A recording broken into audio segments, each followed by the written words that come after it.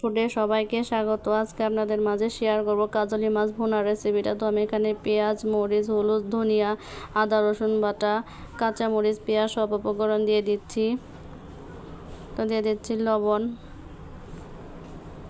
দিয়ে দিচ্ছি তেল।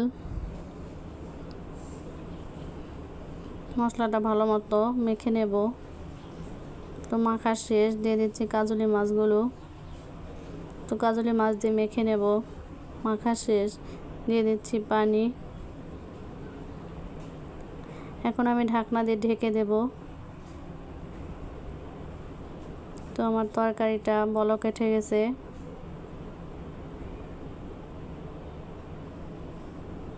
তো আমার তরকারিটা রান্না প্রায় শেষ। আমি কিছু ধনিয়া পাতা দিয়ে দেব। তৈরি হয়ে গেল কাজলি মাছ ভুনা রেসিপিটা। বাসায় আপনারা ট্রাই করবেন। এতক্ষণ আমার পাশে থাকার জন্য সবাইকে ধন্যবাদ। সবাই আমার চ্যানেলটিকে সাবস্ক্রাইব করে দিবেন। ধন্যবাদ।